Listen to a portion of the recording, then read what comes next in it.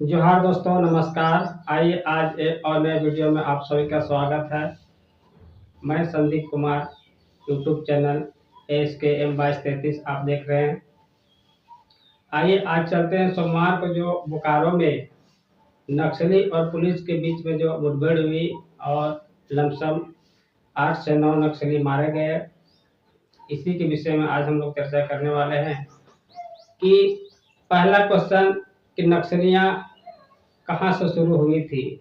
नक्सली गतिविधि या नक्सलाइट कहाँ से शुरुआत हुआ था और नक्सल क्यों बन जाते हैं लोग। ग्रामीण क्षेत्रों से संबंध रखने वाला, ग्रामीण क्षेत्र के रहने वाला युवाओं ने नक्सलवाद पर क्यों विश्वास करते हैं, उस संस्था पर क्यों चले जाते हैं, इसी पर इस वीडियो में चर्चा करने वाला हूँ। दोस्त, वीडियो पूरा देखें, लास्ट तक देखें, लाइक सब्सक्राइब कमेंट और शेयर जरूर करें।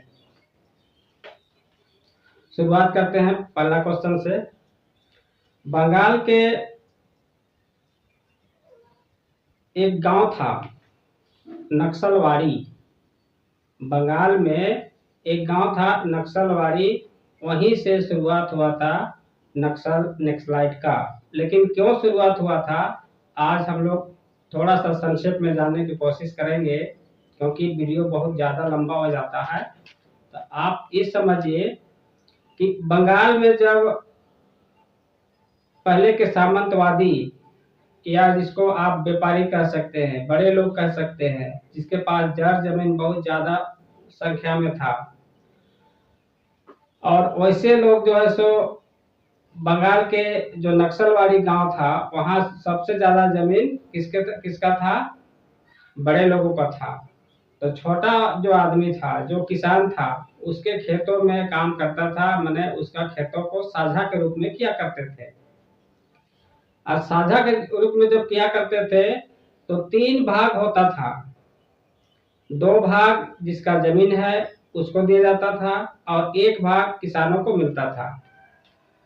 यही से शुरुआत हुई नक्सलवाद। अब हम लोग थोड़ा सा और जान लेते हैं कि आखिर शुरुआत क्यों किया गया नक्सलवाद को, किसान आखिर आंदोलन पर क्यों उतर आए। तो किसान को 1 भाग, जो जमीन मालिक है उसका 2 भाग। तो किसानों को बहुत घाटा होने लगा। मैंने हम मेहनत मजदूरी भी करें, चाहे हम सारा काम हम करें, और हमको 1 भाग मिलता है, आज जिसका सिर्फ जमीन है कुछ नहीं करता, वो 2 भाग ले जाता है। ये तो सरासर गलत है। तो किसानों के मुताबिक या सूत्रों के मुताबिक जो मुझे जानकारी मिलती है, उसके मुताबिक जो है सो इसी विषय पर जिसका जमीन था, ये ठेठ भाषा में हम लोग बोल रहे हैं दोस्तों, क्योंकि सभी लोग जो सो ठेठ माने शुद्ध हिंदी क्यों नहीं समझ पाते हैं, इसलिए मैं ठेठ भाषा का प्रयोग करता हूँ, ताकि जो नहीं समझ पाते हैं वो अच्छी तरह से समझ सकते हैं।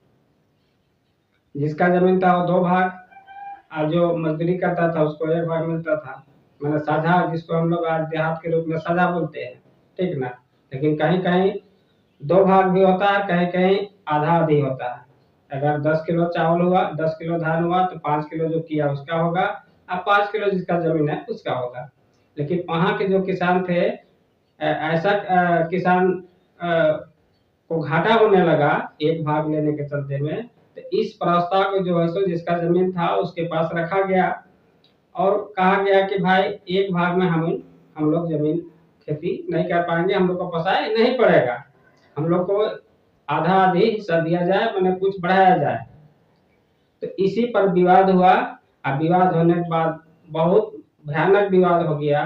और विवाद होने के बाद जो है सो आपस में टकराव हुई, मारा पीटी हुआ, केस फौजदारी हुई, कितने लोगों को हत्या कर दिया गया।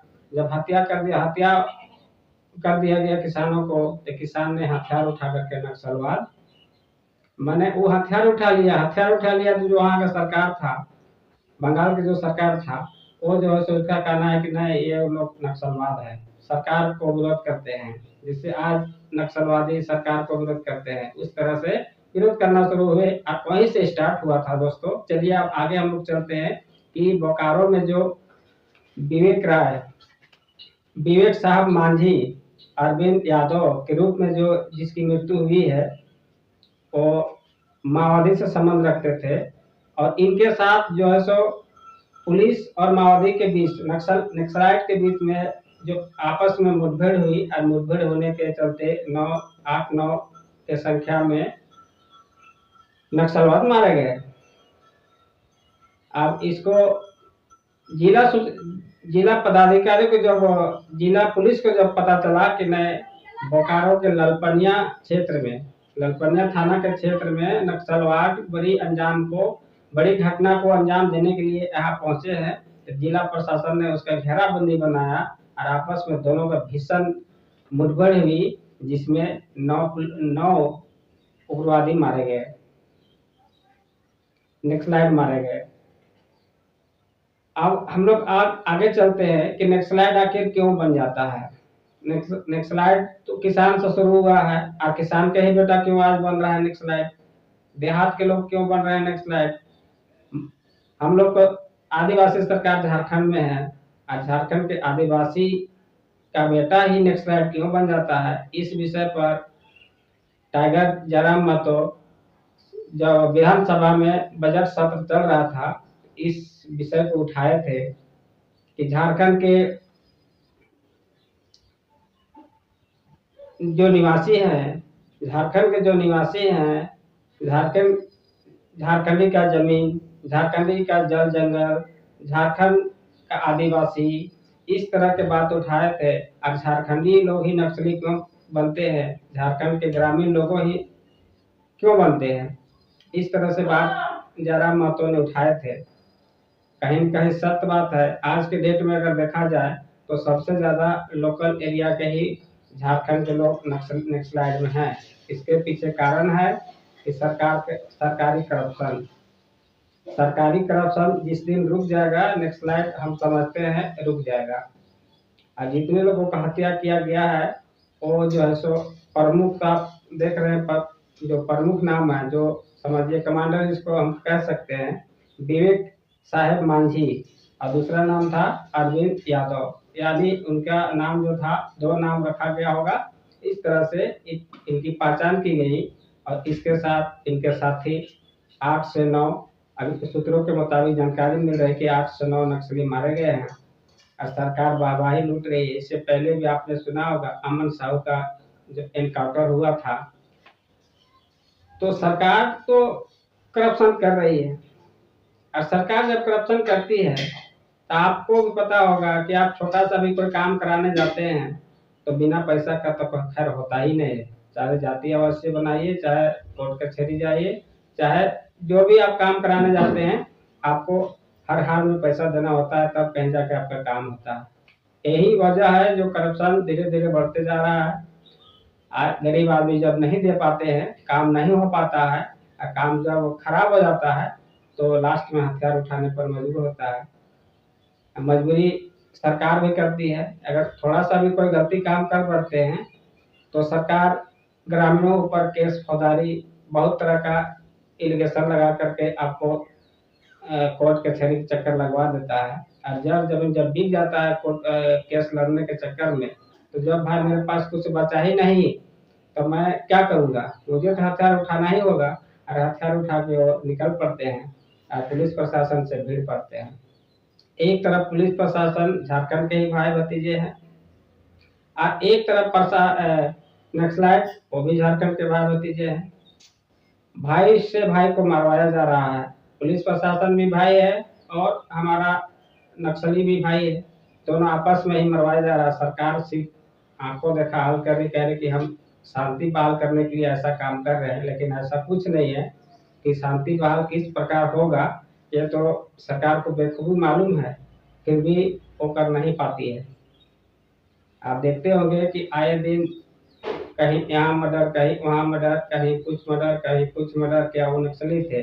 झारखंड में जो रांची में हुआ था, इसके बाद बोकारो में हुआ, क्या तो नाम था उसका, बीएसएल कंपनी में, उसका भी मर्डर हुआ। क्या वो नक्सली था? हक मांगने गया और उसको जो है सो मार गिराया और उसके साथियों को भी केस फौजदारी कर दिया है। कल के डेट में वो क्या करेगा?